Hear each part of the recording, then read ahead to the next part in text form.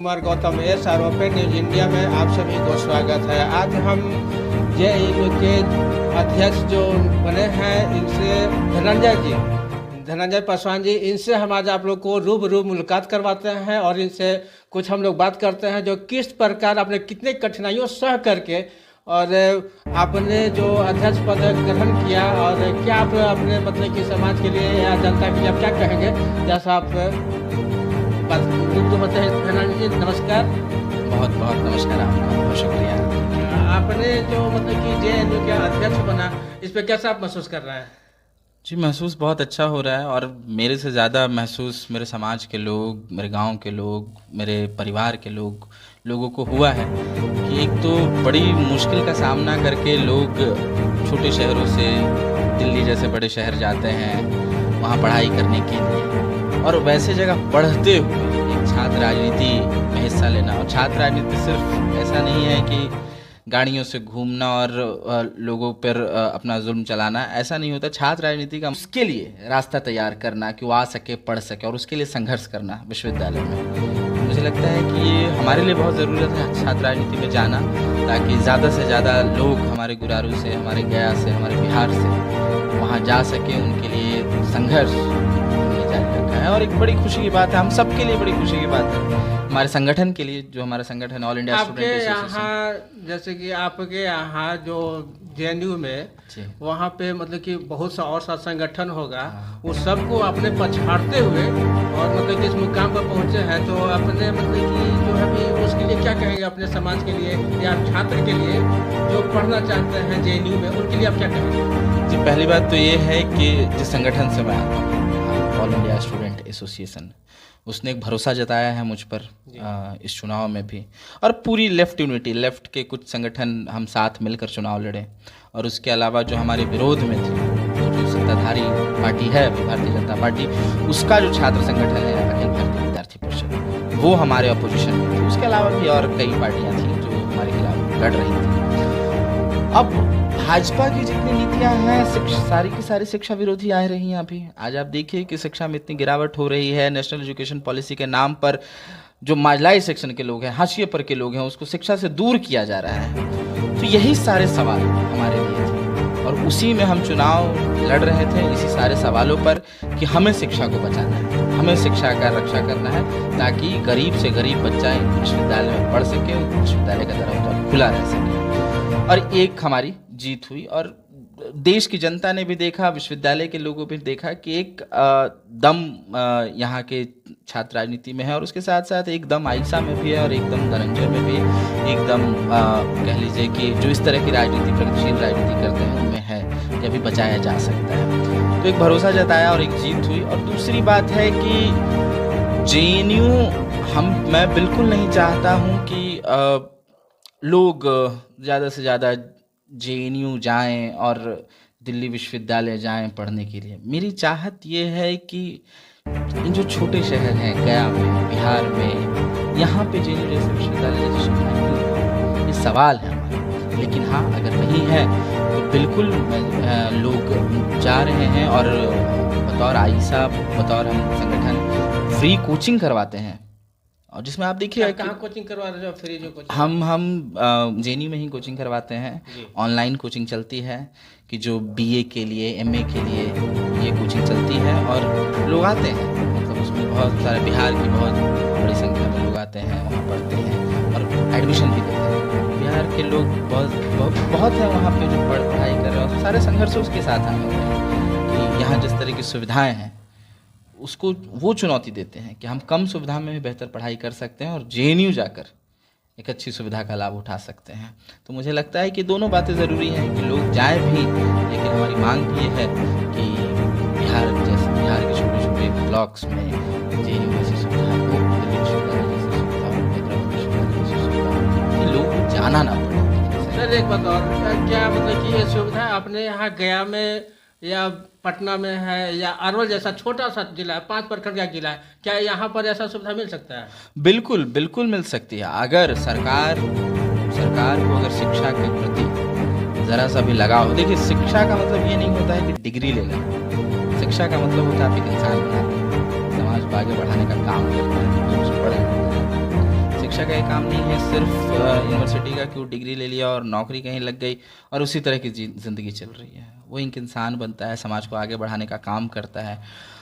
तो मुझे लगता है कि अगर सरकार कोई इस सेंस में अगर देखती है कि भाई शिक्षा का महत्व कितना है हमारे लिए, आप देखिए ना बहुत सारे मुल्कों में आप देखिए कि शिक्षा को फ्री रखा गया है, किसी को भी कोई पैसा नहीं देना पड़ता है। लेकिन आप आज देखिए कि यहाँ इस देश में लगातार विश्वविद्यालय के फीस बढ़ाए जा रहे हैं, लगातार प्राइवेट विश्वविद्यालयों को बढ़ाया जा रहा है कि छात्र वहाँ जाके एडमिशन ले, जिसके पास पैसा हो वैसा पढ़ाई करे। तो गरीब के पास अगर पैसा नहीं होगा तो पढ़ ही नहीं पाएगा।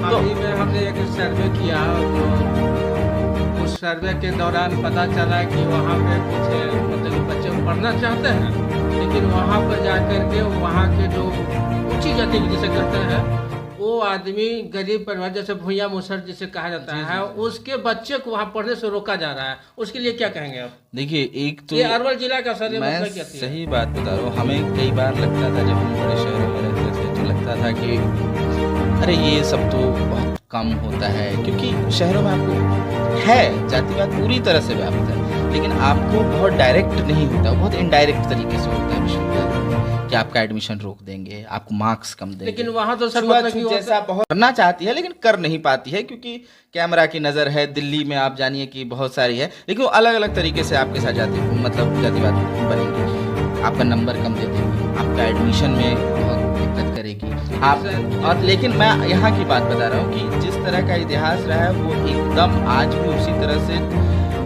दलितों पर, महादलितों पर हमला, उनको शिक्षा से बेदखली, उनको हर तरीके से रोका जाए। और मामला ये है ना कि ये बहुत पावर का खेल है। वो उसको लग रहा है अपर जातियों, अपर कास्ट जातियों को, सो कॉल्ड अपर कास्ट मैं बोलूँगा, कि ऐसी जातियों को लगता है कि अगर कोई दलित का बच्चा, महादलित का बच्चा पढ़ लेगा तो मेरे से बड़ा हो जाएगा।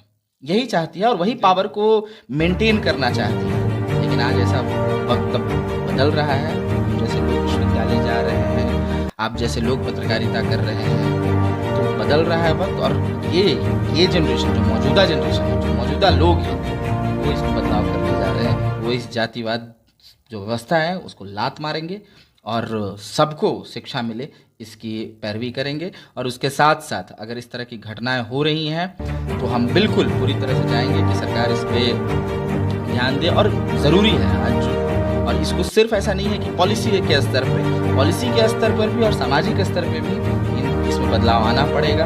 और मुझे लगता है कि बदलाव आएगा।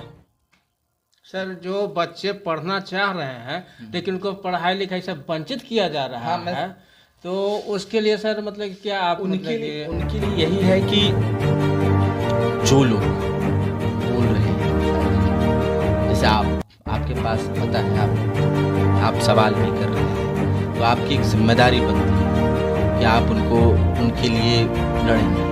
हम जैसे लोग जो बोल रहे हैं, हम जैसे लोग लड़ेंगे, क्योंकि हमें लोगों ने दिया है। मैं ट्विटर पे कुछ लिख रहा हूँ, फेसबुक पे कुछ लिख रहा हूँ, या किसी भी सोशल मीडिया प्लेटफॉर्म पे लिख रहा हूँ, तो लोग उसे देखते हैं, लोग उसे जान भी रहे हैं और खबर का प्रसार हो रहा है। तो आज कोई भी बात किसी से छुपी नहीं रह सकती है।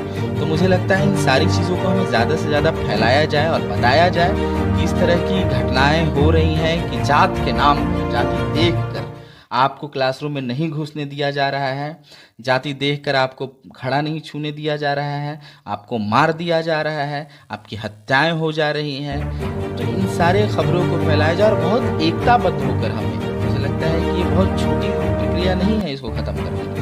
2500 सालों से जाति प्रथा हमारे ऊपर थोपी गई है, तो एक प्रक्रिया है और पूरी तरह से सर, आपने जाति प्रथा की बात जब ने बोला आपने, तो क्या जाति प्रथा अब खत्म होगा या नहीं? नहीं, मुझे लगता है कि जाति प्रथा नहीं खत्म होने की बात तो खत्म हम करेंगे ना। हमें आगे आकर करना पड़ेगा, हमें लड़ना पड़ेगा। और शिक्षा एक हथियार है, उसके शिक्षा एक हथियार है, असर्शन एक हथियार है कि आपको असर्टिव, आपको अपनी दावेदारी हर जगह रखनी कि हम हैं तो हैं, हमारा वजूद है।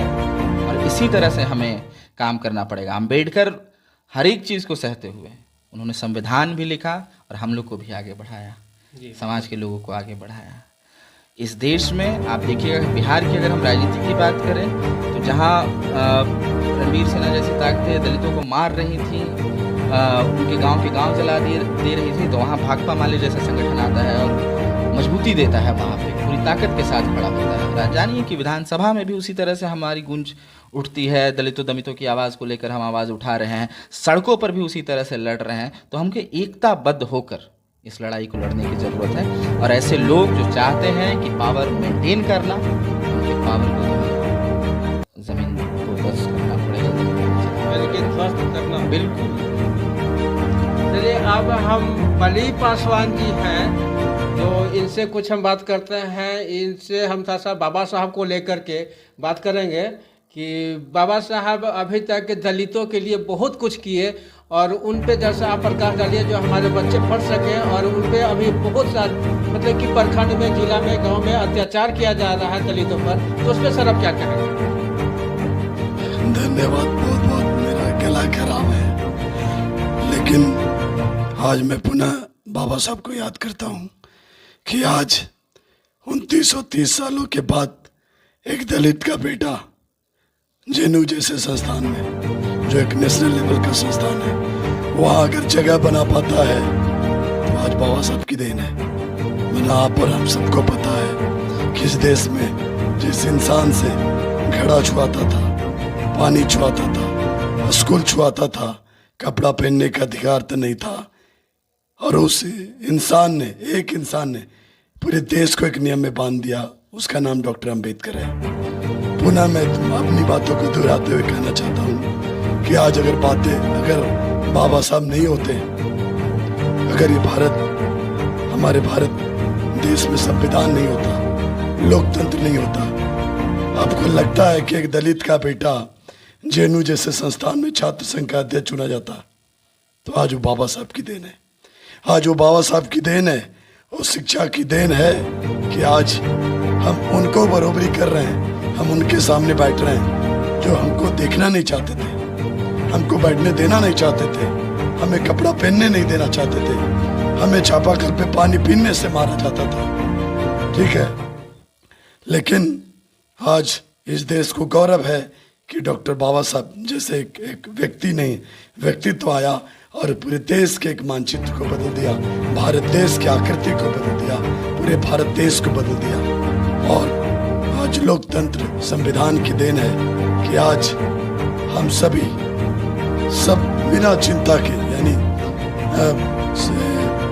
आपका जो है ये संत रैदास ने कहा था कि बेगम पूरा का सपना, मैंने बिना गम का पूरा समाज बनेगा, वो समाज की तरफ बढ़ रहे हैं कि आज हमारे जो बच्चे, आज जो हमारे भाई हैं जेएनयू जैसे संस्थान में परचम लगा रहे हैं, ये मेरे गौरव है। आज ये गौरव के पल में हम जी रहे हैं। आज अभी आप जो है जेएनयू छात्र संघ अध्यक्ष हमारे भाई से आपने बात किया, तो आज हम उतरे हैं, हम वो संविधान, वो लोकतंत्र की ताकत को लेकर भारत के भूमि पर उतरे हैं कि अब अन्याय बर्दाश्त नहीं करेंगे, शिक्षा से बदलाव करेंगे। और आज अब हम अपने अन्याय को नहीं देखेंगे, अब हमें पढ़ने का अधिकार मिला है। बाबा साहब ने कहा था शिक्षा वो शेरनी का दूध है जो पिएगा शेर की तरह दहाड़ेगा। और जो शिक्षा की बदौलत ही हम लोगों को टक्कर दे रहे हैं। नेल्सन मंडेला का एक बात मैंने सुना था कि पूरी दुनिया को बदल सकता है तो शिक्षा सबसे बड़ी हथियार है। मैं ये कहना चाहता हूँ अपने समाज को कि आप आइए, आखंडवाद, अंधविश्वास से अपने आप को दूर कीजिए। आपको शिक्षा एकमात्र शेरनी का दूध है जो आपके गरीबी को, अर्थव्यवस्था को और आपको बदल सकता है। तो आइए, हम अपने समाज को आज ये मैसेज देना चाहता हूँ कि भाई धनंजय अगर एक मंदिर में, एक मस्जिद में अगर वो पाठ करता, पूजा करता, तो आपको लगता है कि जेएनयू जैसे संस्थान का अध्यक्ष बन के आता? उसके शिक्षा ने, उसके संघर्ष ने उसको बदलने का काम किया है। मैं तो कहता हूँ कि आज गुरारू के धरती को गौरव है कि एक नहीं 1000 धनंजय पैदा होना चाहिए दिल्ली में, वो जेएनयू का मैदान हो या डीयू का मैदान हो। लेकिन शिक्षा, हम समाज को फिर दोबारा बोलना चाहेंगे कि आपको शिक्षा से जुड़ना होगा, आपको शिक्षा के प्रति बढ़ना होगा। एक भाई जेएनयू में गया तो आपको छाती और आपके हाथों में एक पावर आया है। आप भी आइए, शिक्षा से जेएनयू जैसे संस्थान में जाइए, डीयू जैसे संस्थान में जाइए और भाई धनंजय के हाथ को मजबूत कीजिए। हम अपने समाज को भी मैसेज देना चाहते हैं कि कन्हैया इस देश में एक हुआ, पूरी देश जानता है, एक धनंजय भी आया कन्हैया के बाद। आइए हम सब मिलके भाई धनंजय के हाथों को मजबूत करते हैं, और हमारे धनंजय जो भाई है हमारे समाज का एक प्रेरणा है। गुरारू प्रखंड गया जिला बिहार का एक प्रेरणा है। दलितों के संघर्ष में एक हाथ है जो शक्ति के साथ जुड़ा है।